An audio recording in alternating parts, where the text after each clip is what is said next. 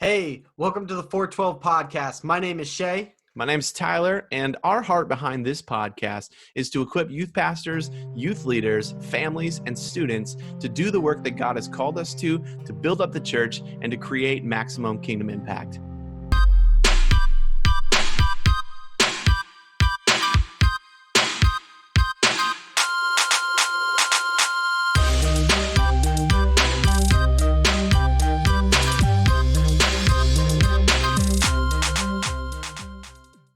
What's up, 412 Nation? Tyler here, and as you can see, we do not have Shay Kutcha, unless Shay has changed a little bit. But Shay is actually on daddy duty, and so we have invited my good friend Matt Swigart from Lead 222.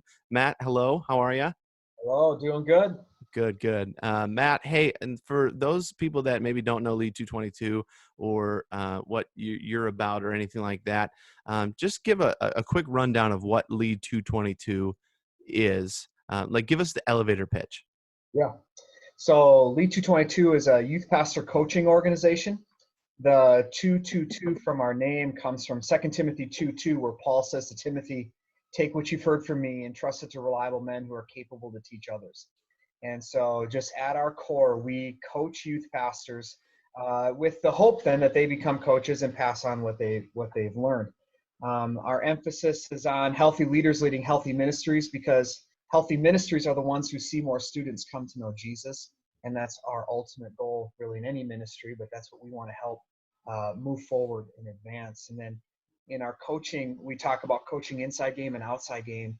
And the inside game coaching is your character as a leader, who you are as a man or a woman, is how you live your life done in such a way that people want to follow you, that you've got influence because of just naturally the Lord's work in you and your relationship with Him.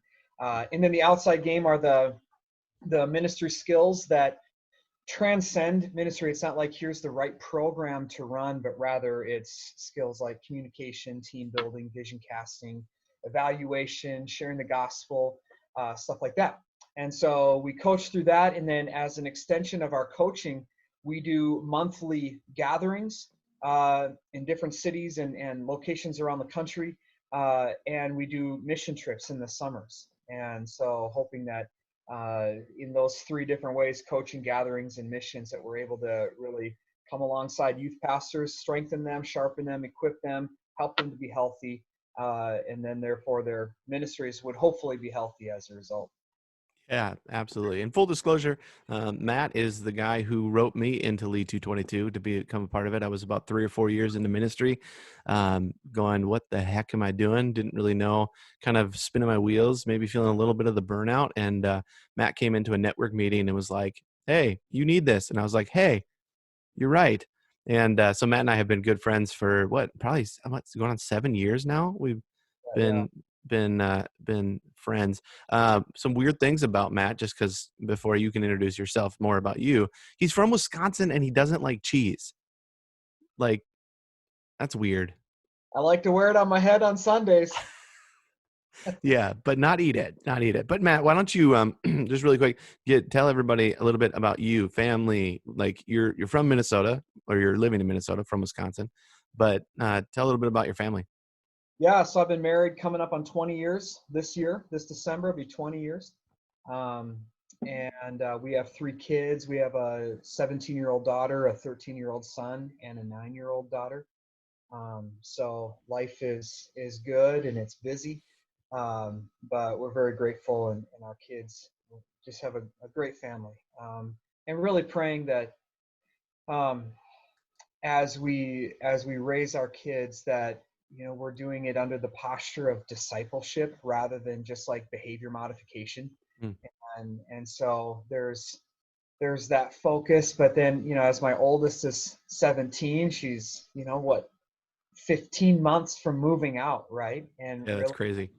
Man, have we done enough? Is she ready? Is she going to be somebody who chooses to follow Jesus when she leaves home? And we believe so, but even just praying for that still. Yeah. So, so God is blessed in our family. I've been in ministry for 20 years as well. For 12 years, I was a uh, youth pastor, elder, almost like associate pastor, and I was a lead pastor for our Saturday night service. All of that at once, kind of crazy, but I did that at a church in Woodbury, Minnesota here. Did that for 12 years, and then for the last 7+ years, I've been in ministry, mostly with Lead 222, just serving and investing in youth pastors. Yeah. So God's wiring in me as I'm a coach and a team builder. So I love to be able to do that. And as it turns out, I'm wearing a bunch of tennis stuff today. So my other job is I'm the head tennis coach at the University of Northwestern. Go Eagles. So let's go. That's my alma mater right there. That's right. There we Kind of go. grieving the loss or the cancellation of our season this year. Pretty crazy, but really cool. You know, I definitely know that the time had come for me to be done as a local church youth pastor, right? But I'm not done in student ministry, and Yeah. my tennis players are kind of like my youth group now. So really enjoy that. Yeah. That's awesome. Well, Matt, thanks for being here and being a part of this. You know, I probably don't say this enough, but you have had a major impact in my life and what it means for me to be like equipping students and really have always challenged me to be an equipper as opposed to like a performer. You know, I think sometimes there's a tendency or there's that heart check that I always constantly have of being, you know, wanting to be a performer or try to do it all in ministry. And you've always pushed on me in a healthy way to be someone who equips and to builds up the church and builds people up. And really, in a lot of ways, you didn't start this podcast, but you have a lot of influence over this podcast over me and Shay and how we see you as someone who lives out Ephesians 4:12, right? What our podcast is about is someone who wants to equip people. And it just so happens that it's your tennis players and youth pastors around the Midwest area and things like, and nationally too. And so I just appreciate that. And that's part of the reason why right away when Shay was like, "Hey, I can't make it," I was like, "Okay, I'm going to get Matt because he understands what this podcast is about." And so Matt, just for a quick like recap, we're in the middle of, I guess you can call it a series, talking about our ministry toolbox. What is it, the things that we want to equip people with to follow Jesus, whether if it's a student, we have, in my ministry context, it's 7th through 12th grade. And so after those 6 years, what do we want to see students walk out with? And last week we talked about doctrine and how important good doctrine, good theology is because it's the study of God. It's knowing God. And that's really important. And today we wanted to talk about a servant heart and how important it is to have a servant heart in our own lives, in our lives as youth pastors, as youth leaders, as parents, as students, the importance of a servant heart, because I mean, ultimately Jesus lived with a servant heart. We see it all throughout scripture. And so I guess my question, I'm just going to kind of like shotgun approach it, is send it out to you and go, hey, like, where have you seen in your 20 years of ministry the importance of a servant heart, and how have you fostered that in the lives of your students, in the lives of your kids as a dad? Like, what have been things that like that approach that you've been like, man, this has been so good? And then I want to talk about your mission trips as we go, because we partner with you for mission trips, but we can talk about that down the way. But yeah, ready, go. Well, first of all, I love what you guys are doing and very proud of you. I think this is great, and I hope your listeners are sharpened by this and equipped by what you guys are doing. I think as I've processed a little bit here this morning, this concept of a servant heart, and obviously servant leadership in that, it's like Right. a general, like our mandate from the Lord is to have a servant heart, but then what you and I try to live out is being a servant leader. And I come to my favorite leadership passage in all of Scripture is John chapter 13, where Jesus washed his disciples' feet. Yeah. And you see this incredible picture of the Last Supper, and we know the painting, right? But there's a couple things that John points out. First, he says that in that moment, Jesus knew that all things had been placed under his power. And so I actually heard Andy Stanley give a talk on this one time, and he says, what do you do when it dawns on you that you're the most powerful person in the room? Which leaders are, right? we walk into a room and we have that influence. People like, oh my goodness, Tyler's here, and everybody's kind of looking to you and reacting and responding to you. And how did Jesus respond to that? Well, first of all, he inevitably, like, definitely would have been seated at the place of honor at the table. And that wasn't like Jesus chest pumping or, stuff like that, but he was the leader of that group. So they would have seated him at the place of honor. And then we see that, when Jesus was on his travels through the region and everything, he would walk into a city and people would yell out rabbi or teacher or master or something like that, that Jesus would have been dressed as somebody of influence, right? And so we see that Jesus got up from his place of honor. He took off his symbol of authority and wrapped a towel around his waist.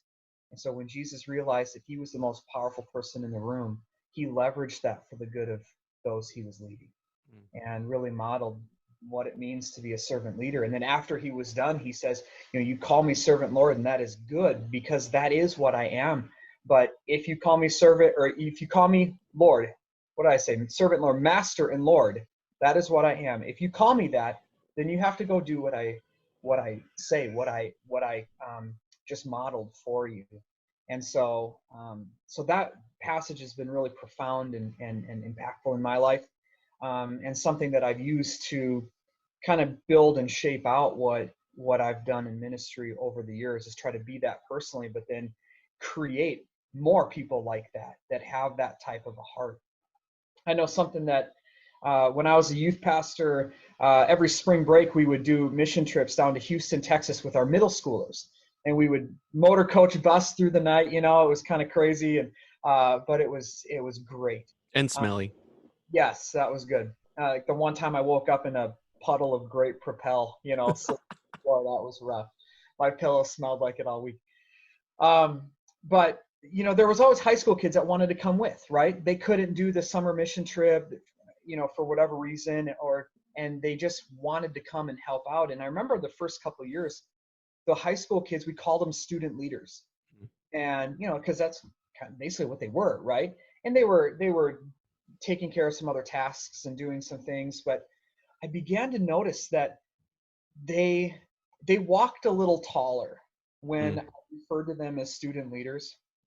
And I could see that they were becoming like spotlight magnets sometimes inappropriately, and drawing attention to themselves. And it, some of it was maybe a character issue here and there, and some of it I think was just a structure issue.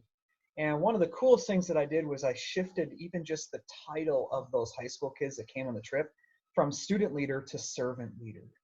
And they had to apply to be a servant leader on that trip and explain what it means to be a servant and a servant leader. And it was so great, because then all of a sudden these high school kids who had been on this trip before were showing up with this posture of, I want to, like the pusher on the swing set. Like, I want to push everybody forward. I want to serve and support and help move everybody else forward. It's not about me, it's about them. And that was one of the coolest things that I did. And in fact, we began to take that and implement it into different areas of our ministry as a whole. So it was basically just a mind shift in some ways, as you as a leader going, like, okay, let's move from student leader to servant leader.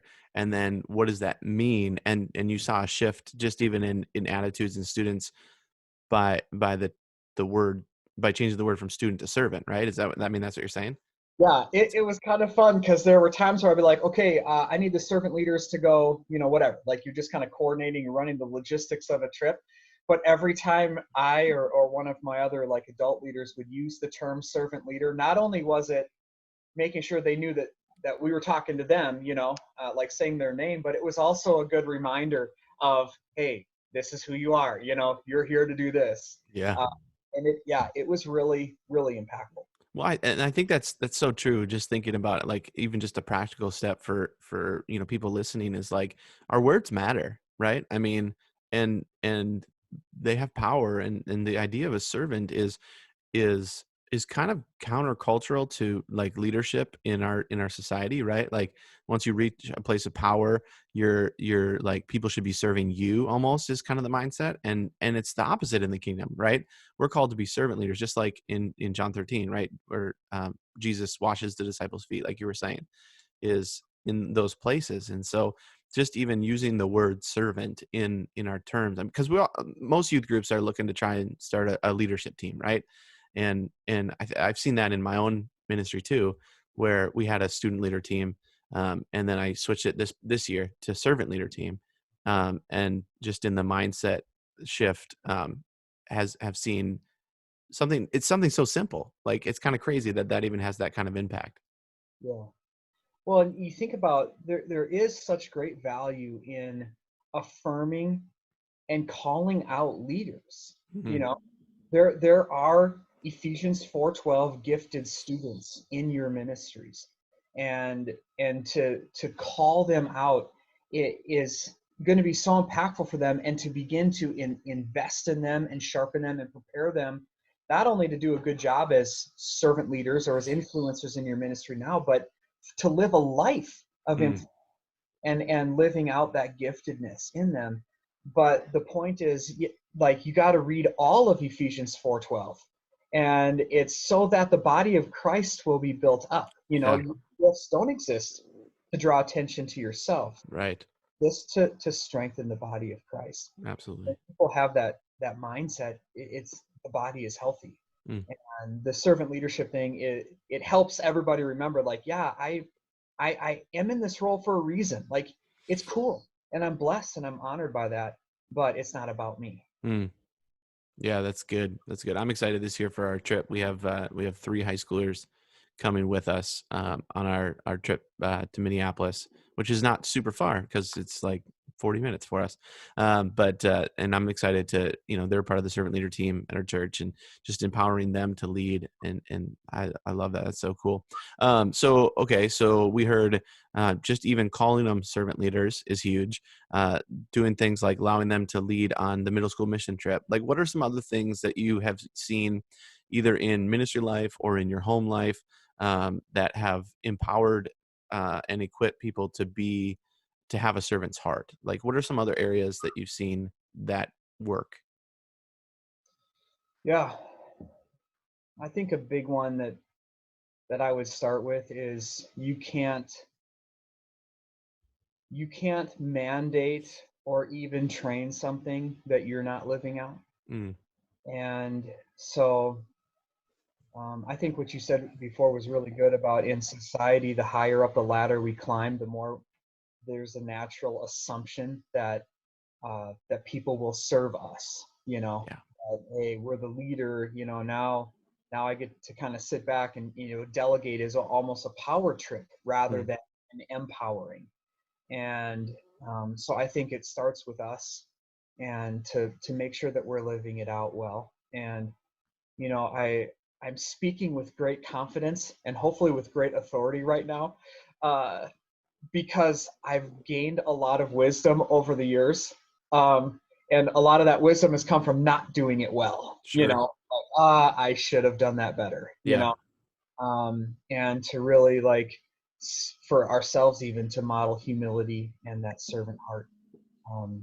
And I think another thing is, like I said, I'm wired as a coach, and I probably score negative on the empathy scale. So it's sometimes I'm really quick to coach and correct and things like that, and to remember that those that we're investing in, and those servant leaders that we're trying to groom and sharpen for greater things, they're not going to be perfect either. And to just keep your eye on gentle correction, um, even when, like, they're being an absolute tool, right? And they're It never way, happens. yeah, I mean, they're students, right? They really don't know any better, um, and they will mess up. But to be able to leverage, and I say this both as a leader and as a parent, excuse me, but to leverage those teachable moments, Mm. and to not be so engulfed in that moment, or maybe what we're doing right now isn't going to be as successful because they just lost focus, but to really say that's a good teachable moment, and to gently correct them, and give them wisdom, Mm. and so I think that's a big one, because I definitely know in my experiences as a leader, um, I didn't do that sometimes, and had to do a lot more damage control. And maybe they're even like, you know, I they I had affirmed them to the point where they had influence as a servant leader, but then I corrected them over hard, and all of a sudden that became a negative because it became like a wound or something like that. So just really be aware of the big picture and the journey that these students are on. Yeah. And um, Well, and I think that speaks to like what you're saying. It speaks to how important relationship is, right? Like if we're going to be investing into these student lives and we're going to be equipping into whether you're a youth pastor, you're a youth leader, volunteer, a parent, or a student investing into another student, relationship is key because in those moments where correction is needed, right? Because there is value in correction. Um, relationship is so important. You got to make those deposits before you can make withdrawals, to use that banking terminology or whatever. And so I think if we're investing into it, as you learn the student, as you know the person, as you're discipling them, um, man, like their heart, their strengths, their weaknesses. Like it's so important to like be in relationship. I think about our relationship, right? 7 years, the good, the bad, and the ugly in a lot of areas of my life. Um, and when to push and when to pull, and in those areas. And so I think we need to be, um, cognizant of that in the lives of the people that we're speaking into. I mean, just thinking about that. And I loved what you said, you can only bring people where you are. I say that all the time. The thing that I learned in ministry from one of the first pastors I served under is never be willing to ask someone to do something you're not willing to do yourself. um, and so I saw that he lived that out in his life, and just was always willing to serve, and he had this huge servant's heart. um, uh, and it was like, man, I want to emulate that, I want to live that out. And so he modeled that for me as a pastor, and just like I can model that for people, and we can model it for our volunteers that we lead, right? I mean, if I'm going to ask a volunteer to take a crazy seventh grade boys group, am I willing to step into that? Absolutely. We have to be willing to do that. And so, and I think that's just gold, all that stuff. You guys at Lead 222, you guys have mission trips that you do that they, at one point were called servant leader trips. Now it's lead missions, but they're still that heart of the servant leader trip. Is really what drives it. Last year we went with Lead 222 to Oklahoma City. It was an awesome trip.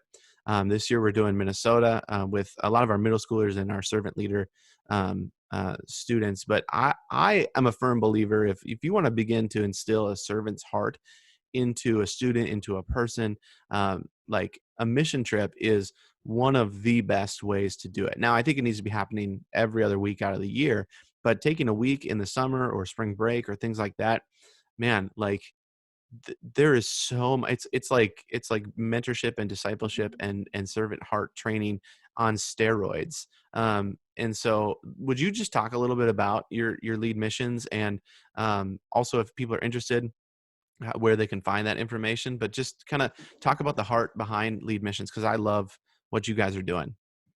yeah. Um, you know, I'm a big proponent of the value of short-term mission trips in the discipleship process that youth pastors are taking students on.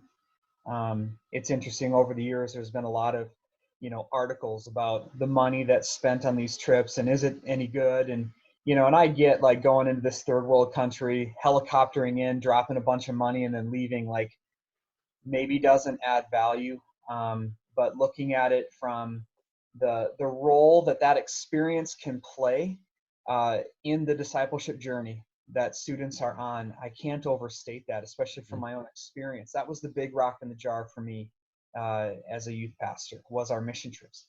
And so, I talk a lot about that.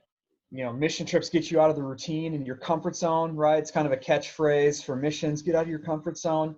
But truly, it is only outside the boundaries of comfort that you really experience God's transformational work. If you're still comfortable, there's not a full reliance on the Lord. And therefore, and it's not a bad thing. It's not bad to be comfortable at times, but to take a step and to say, God, I'm going to get out of my comfort zone and give you my yes and let you do with me what you want and use me in any way. That is where brokenness truly happens, like Yeah. our hearts begin to beat with the same rhythm as God's, and we become passionate about what he's passionate about, and we start living out the way that he wants us to. And I think missions is the best way to do that, because it gets out of the routine of life. Mm. So our lead mission trips, we talk about them as like servant leadership experiences, and it's kind of a cross between a mission trip and a leadership conference. And so during the day, we spend all day doing ministry and serving. And what's really cool, what we try to do is customize the ministry experiences for each group. So, Tyler, you and I have had a conversation about, tell me about your group. What do you want? Are they more, entry level into missions and maybe going to focus a little bit more on some work and service projects and get out of our comfort zone that way? Or are they a little more established and been around a little bit and need to be doing more relational stuff, sharing the gospel, cross-cultural things, stuff like that? And then we try to set you up on a plan that is consistent with that. So that's really fun. And for me personally, here in the Twin Cities, like I said, I've been here 20 years, so I've made a lot of friends. And so it's not like work to set these ministry, partnerships up, because literally I'm calling my friends and saying, hey, what do you need? I got all these kids coming. Like, how can we serve you? How can we help you advance your mission?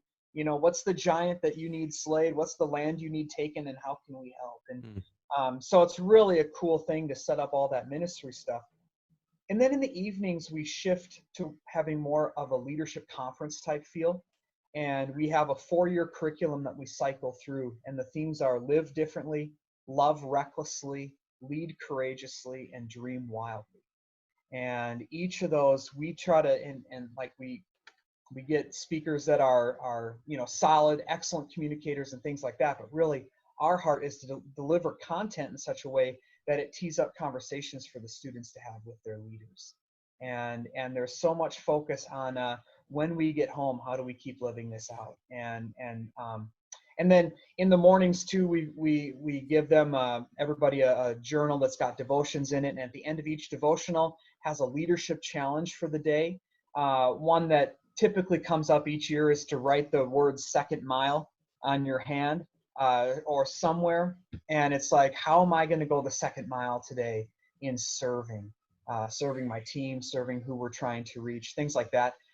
So we're trying to salt in and be really intentional about these leadership development things as we go. But then always under the heart of the John 13, we want to serve like Jesus did, and to do it even in a way that isn't, maybe even isn't seen, little things like, somebody left a napkin on the table, when they left to go put their plates away or whatever. Well, just grab it and throw it away. Maybe nobody will see that. But at the same point, trying to equip and train the leaders to notice those things and give the shout outs, the attaboys, attagirls later on, like, hey, I saw that, good job. Yeah. So that's what we do. Our website is lead222.com. You can go on a mission trip at the top, or lead222.com/leadmissions. And all the information is there. You could contact Tyler, and I'd love to get in touch with you. It really is something that we're really excited about. And this summer, according to the plan as was, we were planning to do trips in the Virginia Beach area, Chicago, Twin Cities, Toronto, Cabo San Lucas, and Puerto Vallarta. And so we've got all those different options that we're hoping and praying that we'll be able to do again next summer as well. Absolutely. I love the leadership aspect and the servant leadership aspect of lead missions, and that's been a huge piece. That's a big draw. Is it's the serving aspect and the mission aspect of it. But then also like the investing and the pouring in to the students to set up for success later. It's not just a 1 week experience. It's, hey, this is the jumping off point. You say that all the time. Like this is the springboard, right? And I love that aspect of it. And so that's a super practical way. If you're looking for ways to like begin to instill servant heart into students, I would encourage you to partner with Lead Missions. Matt would love to get you connected in some different places and things like that. If you just want more information on it, man, check it out. I cannot recommend it enough. And just the work that they're doing over there. You'll probably see Matt's face more often because he is a huge influence in my life and Shay's life, and is a wealth of knowledge that we plan to tap completely dry. And so, Matt, thank you so much for being a part of this. I want to give you like 1 minute just to recap out like what is one thing, like the last 10% that you want leaders and youth pastors and parents to know when it comes to instilling servant heart? Yeah. I think the last 10% is it does start with you. And this is something, even as I'm talking, I'm kind of processing through my life, even the last couple weeks, right? Living at home, quarantine stuff, like all of that is, am I truly modeling what Jesus modeled in that room? And that's more than mildly convicting to me. And as we try to live that out, I do think there is, as leaders of ministries, there is a layer of intentionality that I think we can take with that it doesn't become a program, but really it is giving students opportunities and the accountability to be servant leaders. But ultimately, that last thing is, am I doing it? Are you doing it? And if not, that's step one. Get your heart right, get your focus right. You're not cool because you're a youth pastor, right? Like, because God has called you into ministry, he's actually invited you into like being on your knees and serving students. Now, part of that is standing in the spotlight with the microphone, the attention on you, like that's part of the job, but it's not about you. It never is. First, it's about Jesus. And second, it's about those students. Amen. That's awesome. Well, Matt, thank you again for being with this. And thanks for listening, everyone. Just want to remind you, you can subscribe to the podcast and wherever you listen to that. Subscribe to us on YouTube. Check it out. And if you have questions, feel free to send us an email with those questions. We'd love to be able to deal with that. And if you're like, hey, bring Matt back ASAP, let us know that too. So, Matt, this has been the 412 podcast. Thanks for being with us.